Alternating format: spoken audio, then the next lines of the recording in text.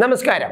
കരവന്നൂർ ബാങ്കിൽ നടന്നത് തനി കൊള്ളയാണെന്നും ആ പിടിച്ചുപറിയാണെന്നും അത് അങ്ങനെ ചെയ്തവർക്കെതിരെ കൃത്യമായി നടപടി തന്നെ എടുക്കണമെന്നാണ് CPM നേതാവ് തോമസ് ഐസക് ഇപ്പോൾ പറഞ്ഞിരിക്കുന്നത്. CPM-നകത്ത് വ്യക്തമായ ചില ധ്രുവീകരണങ്ങൾ ഉയരുന്നുണ്ട് എന്ന് തന്നെയാണ് ഈ തോമസ് ഐസക്കിന്റെ വാക്കിൽ നിന്ന് ഉയരുന്നത്.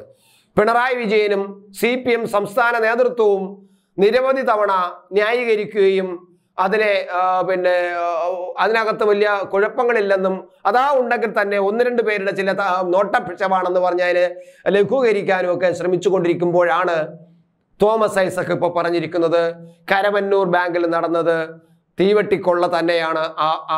ആ കൊള്ളക്കാർക്കെതിരെ നടപടിയെടുക്കുക തന്നെ വേണമെന്ന്. മാത്രമല്ല അദ്ദേഹം മറ്റൊരു കാര്യം കൂടി പറഞ്ഞു. CPM-നകത്ത് തിരുത്തൽ പ്രക്രിയ നടക്കുന്നുണ്ട്. ആ തിരുത്തൽ പ്രക്രിയയുടെ ഭാഗമായിട്ടാണ് സംസ്ഥാന സെക്രട്ടറിയായ MV ഗോവിന്ദൻ ഞാനാണ് കമ്മ്യൂണിസ്റ്റ് പാർട്ടി, ഞാനാണ് എല്ലാം എന്ന് ആരും ധരിക്കണ്ട എന്ന് പറഞ്ഞത്. അതുകൊണ്ട് തന്നെ അതിനെ വലിയ കാര്യമായിട്ടൊന്നും വിമർശിക്കേണ്ട, അത് നമ്മൾ തിരുത്തലിന്റെ ഭാഗമായിട്ട് സംസ്ഥാന സെക്രട്ടറി പറഞ്ഞതാണ്. അതുകൊണ്ട് തന്നെ നിങ്ങൾ തിരുത്താൻ നിങ്ങൾ അനുവദിക്കൂ എന്നാണ് മാധ്യമ പ്രവർത്തകനോട് അദ്ദേഹം ഒരു പ്രത്യേക ചാനലിൽ നടത്തിയ അഭിമുഖത്തിൽ ആ മാധ്യമ പ്രവർത്തകന്റെ ചോദ്യങ്ങൾക്ക് മറുപടിയായി പറയുന്നത്. നിങ്ങൾ എന്തുകൊണ്ട് ഞങ്ങളെ തിരുത്താൻ അനുവദിക്കുന്നില്ല? ഞങ്ങൾ തിരുത്താനുള്ള ശ്രമത്തിലാണ്. അപ്പൊ ആരെ തിരുത്താനുള്ള ശ്രമമാണ് എന്നതാണ് നമ്മൾ ഇവിടെ കാണേണ്ടത്. പക്ഷെ അതൊന്നും നമ്മുടെ മാധ്യമ പ്രവർത്തകൻ ചോദിച്ചില്ല. ഒരുപക്ഷെ അത് ചോദിക്കുന്നത് കൂടുതൽ പ്രശ്നങ്ങളിലേക്ക് പോകുമെന്ന് കൊണ്ടാണോ എന്ന് അറിയില്ല. എന്തായാലും ആ മാധ്യമ പ്രവർത്തകൻ ചില കാര്യങ്ങൾ ചോദിച്ചെങ്കിലും ഞങ്ങൾ പാർട്ടിയിൽ തിരുത്തുകയാണ്, തിരുത്താൻ നടത്തിക്കൊണ്ടിരിക്കുകയാണ്, ഞങ്ങളെ തിരുത്താൻ നിങ്ങൾ എന്തുകൊണ്ട് അനുവദിക്കുന്നില്ല, ഞങ്ങൾ തിരുത്താൻ പോകുന്നു. അതുകൊണ്ടാണ് MV ഗോവിന്ദൻ ഇങ്ങനെ പറഞ്ഞത്.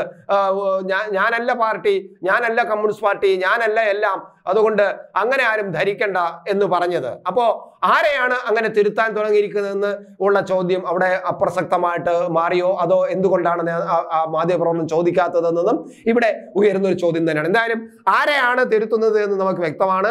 ഇപ്പോ പാർട്ടി എന്ന് പറഞ്ഞാൽ പിണറായി വിജയൻ തന്നെയാണ്. ഇപ്പോൾ കമ്മ്യൂണിസ്റ്റ് പാർട്ടി CPM എന്ന് പറഞ്ഞാലും പിണറായി വിജയൻ തന്നെയാണ്. പക്ഷെ പിണറായി വിജയനെ ഇഷ്ടപ്പെടാത്ത, എതിർക്കുന്ന നല്ലൊരു വിഭാഗം CPM-നകത്തുണ്ട് എന്ന് തന്നെയാണ് ഇതിൽ നിന്നും വ്യക്തമാകുന്നത്. അത് നേതൃതലത്തിൽ പോലും അത്രമാത്രം ആ ചിന്താഗതിയുള്ളവർ ശക്തമായിട്ടുണ്ട്. പക്ഷെ തൽക്കാലം പിണറായി വിജയന്റെ പ്രഭാവം മങ്ങുന്നത് വരെ മിണ്ടാൻ കഴിയാത്ത അവസ്ഥയായിരുന്നു. പക്ഷെ ഇപ്പോൾ ഇതാ ഓരിടത്തു നിന്നും G സുധാകരനും തോമസ് ഐസക്കും MV ഗോവിന്ദൻ, സാക്ഷാൽ MV ഗോവിന്ദൻ തന്നെ ഇതിനെക്കുറിച്ച് പറഞ്ഞിരിക്കുന്നു. മാത്രമല്ല ഈ തോമസ് ഐസക് മറ്റൊരു കാര്യം കൂടി പറഞ്ഞു. അവിടെയാണ് ഞാൻ പെട്ടെന്ന് ശ്രദ്ധിച്ചു പോയത്. ഈ ചർച്ചാവേളയിൽ ഞാൻ പാർട്ടി പറഞ്ഞാൽ മത്സരിക്കും എന്ന് പറഞ്ഞു. പക്ഷെ അത് സാധാരണ എല്ലാവരും പറയുന്നതാണ്, പാർട്ടി പറഞ്ഞാൽ മത്സരിക്കും. പക്ഷേ അദ്ദേഹം പറയുന്നത് ഞാൻ മത്സരിക്കാൻ തയ്യാറാണ്, ഞാൻ ഇന്ന മണ്ഡലങ്ങൾ, ഒരു രണ്ട് പത്തനംതിട്ടയുടെയും ആലപ്പുഴയൊക്കെ പേര് പറഞ്ഞിട്ട് അവിടെ മത്സരിക്കാൻ ഞാൻ തയ്യാറാണ് എന്ന തരത്തിൽ അദ്ദേഹം പറഞ്ഞു. ഇത് ഒരു കമ്മ്യൂണിസ്റ്റ് പാർട്ടിക്ക് ചേരുന്നതാണോ? പണ്ട് കമ്മ്യൂണിസ്റ്റ് പാർട്ടിയിൽ അങ്ങനെ ഞാൻ മത്സരിക്കാൻ തയ്യാറാണ് എന്ന് പറഞ്ഞാൽ അത് അച്ചടക്ക നടപടിയായിരുന്നു കമ്മ്യൂണിസ്റ്റ് പാർട്ടിയിൽ ഒരു കാലത്ത്. ഞാൻ മത്സരിക്കാൻ തയ്യാറാണ് എന്ന് പറഞ്ഞാൽ, പാർട്ടി പറഞ്ഞാൽ ഞാൻ മത്സരിക്കുമെന്ന് പോലും ഒരു കമ്മ്യൂണിസ്റ്റ് പാർട്ടി പ്രവർത്തനം പറയില്ല. പകരം അത് പാർട്ടിയാണ് തീരുമാനം. ഞാൻ മത്സരിക്കണോ എന്ന് തീരുമാനിക്കേണ്ടത് പാർട്ടിയാണെന്നേ പറയൂ. പകരം പാർട്ടി പറഞ്ഞാൽ ഞാൻ മത്സരിക്കും എന്ന് ഒരു കമ്മ്യൂണിസ്റ്റ് പാർട്ടി നേതാക്കന്മാരും പറയില്ലായിരുന്നു കുറച്ച് വർഷങ്ങൾക്ക് മുമ്പ്. അതായത് പിണറായി യുഗം തുടങ്ങുന്നതിന് മുമ്പ്. പിണറായി യുഗം തുടങ്ങിയതിനു ശേഷം പാർട്ടി നേതാക്കൾക്കെല്ലാം പറഞ്ഞു മാറി തുടങ്ങി. താങ്കൾ മത്സരിക്കുമോ ഇപ്പോൾ ഈ തെരഞ്ഞെടുപ്പിൽ എന്ന് ചോദിച്ചാൽ അത് പാർട്ടിയാണ് നിശ്ചയിക്കേണ്ടത് എന്ന് മാത്രം പറഞ്ഞു ഒഴിയുകയായിരുന്നു.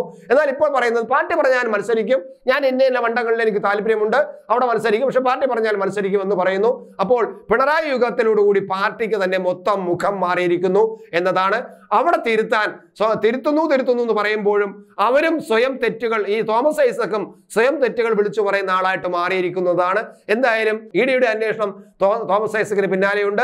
കിഫ്ബിയുമായി ബന്ധപ്പെട്ട മസാല ബോണ്ട് കടപത്രവും ഒക്കെ തോമസ് ഐസക്കിനെയും വേട്ടയാടാനാണ് സാധ്യത. അപ്പോൾ തിരുത്തപ്പെടേണ്ടത് ആരൊക്കെയാണ് എന്നത് തോമസ് ഐസക്ക് ഞങ്ങൾ തിരുത്തുകയാണെന്ന് പറയുമ്പോൾ ഇനി ആരെയൊക്കെയാണ് തിരുത്തുന്നത്?